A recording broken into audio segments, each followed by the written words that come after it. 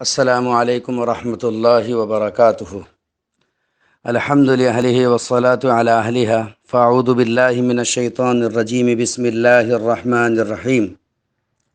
یا ایہا الذین آمنوا ان جاءکم فاسق بنبأ فتبینوا ان تصیبوا قوما بجہالۃ فتصبحوا علی ما فعلتم نادمین۔ میرے محترم بزرگ اور دوستو، آج میں آپ حضرات کے سامنے یہ بات بالکل کھل کر واضح کر دینا چاہتا ہوں کہ مادر علمی دارالعلوم دیوبند کے موقف اور فتوے کو لے کر کے قابل رحم یوسف واپی اور حکیم ٹانڈوی اور ان جیسے لوگوں نے جو جھوٹ پھیلایا ہے، انشاءاللہ آج اس کا پردہ فاش ہو جائے گا۔ ان لوگوں کا کہنا ہے کہ دارالعلوم دیوبند نے مولانا سعد صاحب کے بارے میں کافر ہونے، گمراہ ہونے اور اہل سنہ والجماعت سے خارج ہونے کا فتویٰ دیا ہے۔ دارالعلوم دیوبند کی طرف یہ لوگ جو جھوٹ منسوب کر رہے ہیں، اللہ کے یہاں انہیں اس کا جواب ضرور دینا پڑے گا، لیکن اللہ کا فضل ہے آج یہ حقیقت کھل کر کے سامنے آ گئی ہے۔ جب اس سلسلے میں میری بات دارالعلوم دیوبند کے دارالافتاء کے نائب جناب حضرت مولانا مفتی محمود الحسن صاحب بلند شہری دامت برکاتہم سے بات ہوئی، میں نے حضرت سے ان حضرات کے اتہامات کے بارے میں واضح طور پر بات کی۔ پہلے آپ یہ آڈیو سماعت فرما لیجئے، پھر فیصلہ کرنا آسان ہو جائے گا کہ دارالعلوم دیوبند کا فتویٰ کیا ہے اور دارالعلوم دیوبند کا موقف کیا ہے، اور یہ لوگ دنیا میں اس فتوے اور موقف کو لے کر کس قدر گندہ جھوٹ پھیلا رہے ہیں، کس قدر دارالعلوم دیوبند کی عظمت اور اس کی روح کو مجروح کر رہے ہیں۔ السلام علیکم ورحمۃ اللہ۔ وعلیکم السلام۔ حضرت مفتی فیروز خان بول رہا ہوں حضرت، مہاراشٹر سے۔ مفتی فیروز خان، اچھا مدینے میں ملاقات ہوئی تھی حضرت، ساتھ میں تھے۔ اچھا ماشاءاللہ آپ کے بیانات وغیرہ بھی ہوئے تھے وہاں، اولیاء خان صاحب وغیرہ کے یہاں ساتھ میں تھے اپن۔ اچھا جی۔ حضرت ذرا ہمارے یہاں شہر میں تھوڑا سا دارالعلوم کو لے کر کے وہ بہت ہنگامہ ہو رہا ہے لوگوں میں۔ کیا؟ ایک صاحب نے یہاں پر ایسی فضا چلا دی ہے کہ دارالعلوم دیوبند نے مولانا صاحب کے گمراہ ہونے اور کفر پر فتویٰ دے دیا ہے کہ وہ گمراہ ہو چکے ہیں اور وہ کافر بھی ہو چکے ہیں اور اہل سنت والجماعت سے خارج بھی ہو چکے ہیں۔ دارالعلوم دیوبند کی طرف منسوب کر کے کہہ رہا ہے۔ جھوٹ بولتا ہے وہ؟ یوسف واپی نام ہے حضرت اس کا۔ وہ جھوٹ بولتا ہے۔ اور موقف کے بارے میں بھی کہہ رہا ہے کہ دارالعلوم کا موقف یہی ہے کہ مولانا صاحب گمراہ بھی ہے، کافر بھی ہے اور اہل سنت والجماعت سے خارج بھی ہے، اور جو ان کو مانے وہ بھی کافر ہے اور گمراہ ہے۔ اس کی شکل یہ ہے کہ اس سے الفاظ لکھوا لو جی، اور لکھوا کر کے پھر یہاں بھیج دو۔ جی جی جی ٹھیک ہے حضرت، یہی کام کرتے ہیں، بھیجتے ہیں انشاءاللہ۔ ہاں، اس سے لکھوا کے ویسے ہی نہیں، جی ہاں اپنی طرف سے بھیجو گے، وہ کل کو کچھ اور تبدیل کر دے گا، میں نے تو یہ نہیں کہا تھا، یوں کہا تھا، یوں نہیں کہا تھا، یوں کہا تھا۔ ویسے حضرت دارالعلوم دیوبند نے مولانا صاحب صاحب کے گمراہ ہونے یا اہل سنت والجماعت سے خارج ہونے یا کفر کا کوئی فتویٰ تو نہیں دیا ہے نا؟ نہیں ایسا کچھ نہیں ہے۔ ٹھیک ہے حضرت، میں نے سوچا کہ چلیے دارالعلوم دیوبند کے جو ہے صدر دارالافتاء سے پوچھ لوں، اس لیے میں نے آپ کو فون لگایا تھا۔ تکلیف کے لیے معافی چاہتا ہوں حضرت۔ ٹھیک ہے، اچھا، السلام علیکم۔ اوکے۔ اب آپ خود فیصلہ کیجئے کہ دارالعلوم دیوبند کے دارالافتاء کے نائب خود حضرت مفتی محمود الحسن صاحب بلند شہری دامت برکاتہم، جن کے خود سائن اس موقف کے اندر موجود ہے، جن کے دستخط خود اس فتوے کے اندر موجود ہے، وہ خود یہ فرما رہے ہیں کہ دارالعلوم دیوبند نے اس قسم کا نہ کوئی موقف اختیار کیا ہے مولانا صاحب کے سلسلے میں، اور نہ ہی تو اس قسم کا کوئی فتویٰ دیا ہے کہ مولانا صاحب گمراہ ہے یا مولانا صاحب کافر ہے یا مولانا صاحب اہل سنہ والجماعت سے خارج ہے۔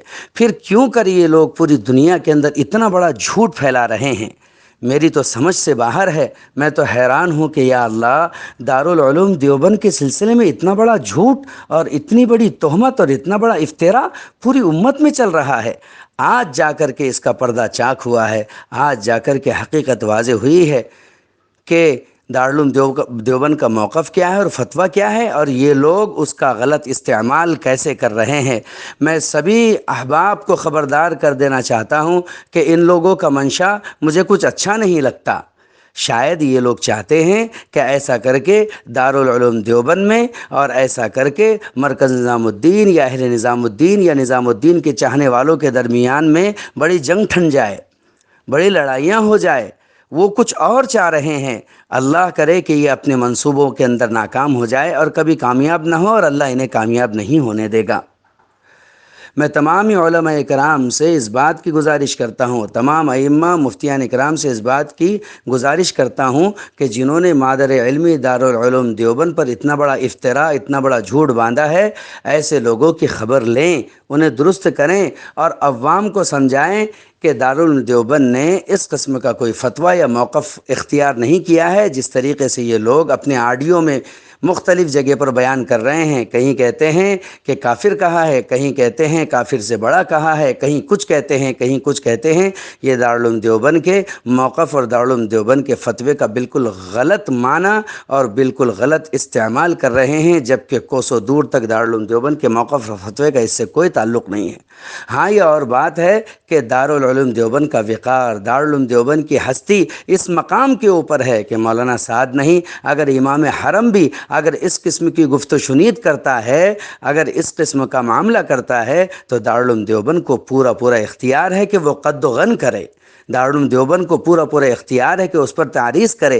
دارالعلوم دیوبند کو پورا اختیار ہے کہ اس کے اوپر تنبیہ کرے، جس طریقے سے دارالعلوم دیوبند نے اپنے موقف میں مولانا سعد صاحب پر تنبیہ کی ہے، قد و غن لگایا ہے۔ بالکل دارالعلوم دیوبند کا یہ موقف، دارالعلوم دیوبند کا یہ فتویٰ مولانا سعد صاحب کے سلسلے میں حرف بہ حرف صحیح ہے، لیکن اس موقف کو، اس فتوے کو جو ان لوگوں نے رنگ دیا ہے کہ دارالعلوم دیوبند نے مولانا سعد پر کفر کا فتویٰ دے دیا، مولانا سعد صاحب کو گمراہ قرار دے دیا، اہل سنہ والجماعت سے خارج کر دیا، اور جو ان کی حمایت کرنے والے ہیں وہ بھی دین سے خارج، وہ بھی اسلام سے خارج، جو ان کے ماننے والے ہیں، تاکہ لوگ ڈرتے رہے اور دارالعلوم دیوبند کے بارے میں لوگ تشویش میں رہے کہ دارالعلوم دیوبند اتنا سخت کیسے ہو سکتا ہے۔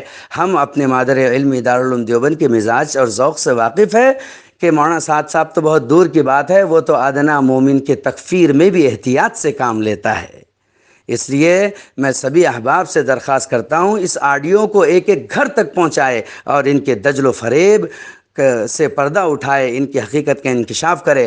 آئندہ اگر کسی کو بھی ان کا فون آتا ہے تو بالکل ان سے اس قسم کی بات نہ کرے۔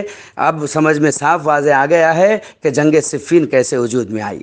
اب سمجھ میں آ گیا کہ حضرت علی اور حضرت معاویہ رضی اللہ تعالیٰ عنہ جیسے پاک نفوس کے درمیان میں پاک نفوس کے درمیان میں جنگ پیدا کرنے والے اور لڑائی کا ماحول گرم کرنے والے کون لوگ تھے۔ اب سمجھ میں آ گیا۔ اما عائشہ رضی اللہ تعالیٰ عنہ اور حضرت علی کرم اللہ وجہہ رضی اللہ تعالیٰ عنہ کے درمیان میں لڑائیوں کا بازار گرم کرنے والے کون لوگ تھے۔ ایسے لوگوں سے ہوشیار ہو جائیے۔ ان سے کسی قسم کی موبائل کے اوپر یا فون کے اوپر یا کال کے اوپر قطعاً بحث نہ کرے۔ یہ دارالعلوم دیوبند کی نگاہ میں بھی مردود ہو چکے ہیں۔ اب واضح ہو چکا ہے کہ ان کا منشا کچھ اور ہے۔ میں سبھی سے درخواست کرتا ہوں کہ پورا احتیاط کریں، ان لوگوں سے باخبر رہیں، ان کا منشا اچھا نہیں لگتا۔ اللہ تعالیٰ دارالعلوم دیوبند کو، ہمارے علماء کو، ہمارے مفتیان کو اور عظمت دارالعلوم دیوبند کو قیامت تک زندہ رکھے۔